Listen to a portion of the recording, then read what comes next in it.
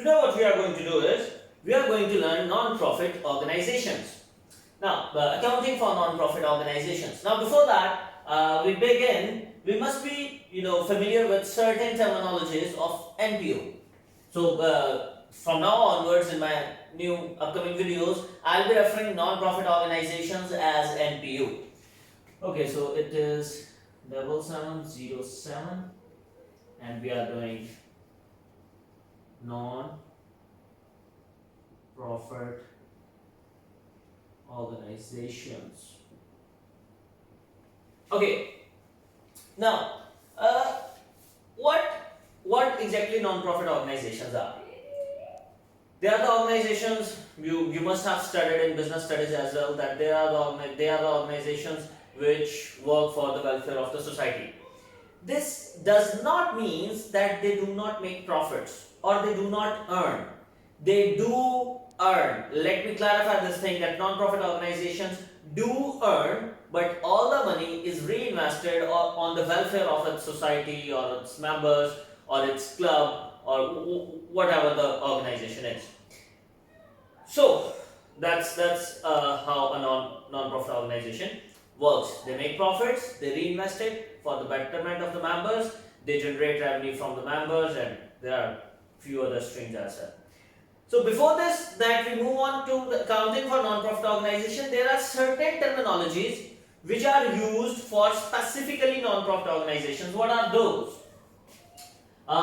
This is, well, let's say normal business. This is normal business, and this is non-profit organization or NPO. So the first difference is that in normal business, what do we say? We say income statement, but in NPO we will be referring it as income and expenditure account.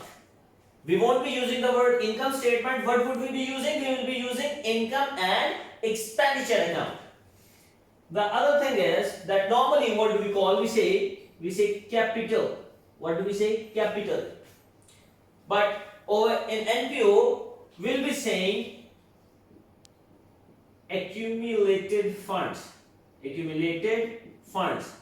There is no capital. Capital has a different definition. Accumulated funds means that this is the total funds invested by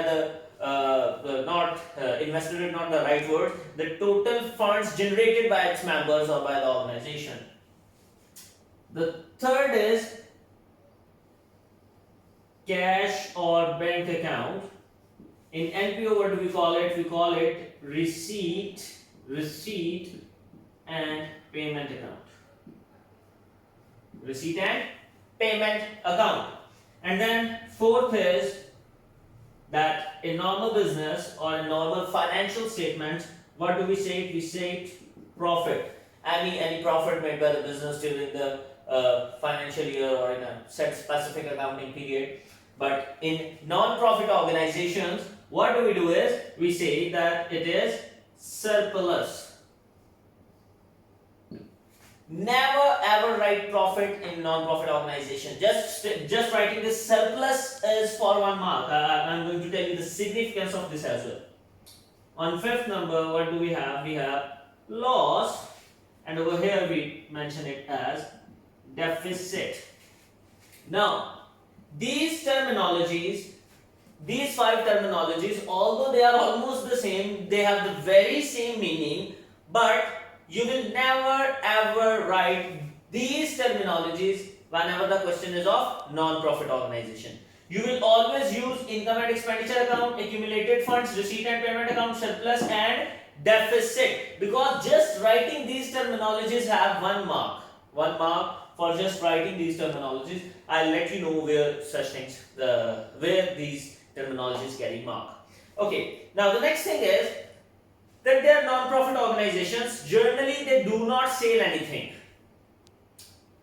So, from where do they make money, or how? What is the structure of this organization, or how the finances are generated? So, the sources of finance. The next thing is sources of finance. There are several sources of finances. I am going to mention 3 or 4 which are the most commonly used in your paper 7707, which will be used. Okay, the first sources of finance is subscription. Now this is the most significant and important source of finance. Right after this, I'll be telling you how to make a subscription account, because this alone can come in the paper for up to 4-5 marks. This only subscription account. Now what is a subscription? Subscription is when members pay a certain fee, membership fee or subscription fee or renewal fee or monthly fee or biannually fee, any fee which members pay to the club or to the society or to the organization for the renewal of his services. You see, anyone who is living in a walled city, commonly known as colonies nowadays, or housing societies, they have to pay a certain amount of fee per month upon a certain certain area. For example, let's say 50 rupees per marla, and if you are having a house of 10 marlas, you will be paying 500 rupees per month to the organization, to that society, for living there. Now against that 500, they will be providing you so many services. A cleaning man would be coming, the sewerages, the street lights, the gardener outside your home, the watering of plants which are outside your home. There would be many services. That's entirely a different thing, but that amount is called subscription. You go to gym, you pay them whatever the figure is, 3,000, 4,000 per month. So that 3,000 per month is the subscription.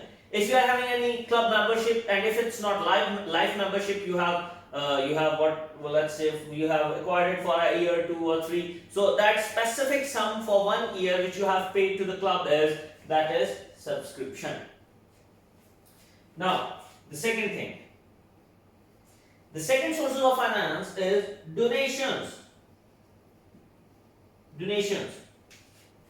So you may have heard certain times that people have donated this amount of land to this organization for a cricket stadium, or somebody has donated one building for library, for the enhancement of library of the organization or of the school, or of the let's not say school, of any institute. Okay, so that's donations. What happens for the donations are also sources of finances for the organization. The third event is other events.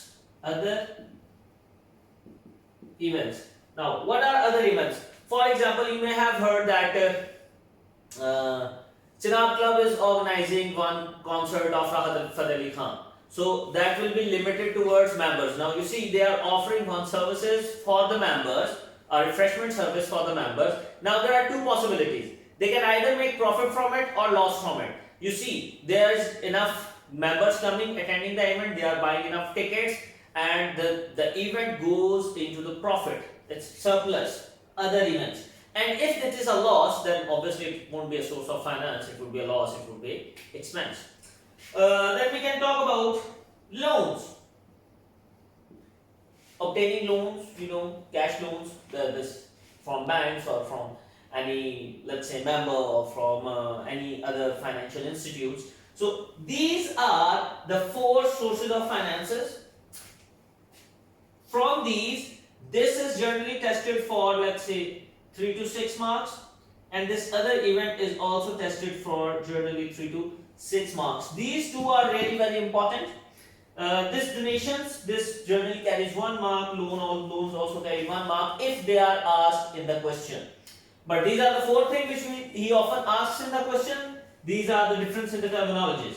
Now, what we are going to do next is, let's skip it to the next video. Thank you, and please, I would request, note down all these. Do not take screenshots. Do not think that I'll note it down on a later day or on later half of the day. Please, while you are watching this video, note it down. Note it down every bit of this.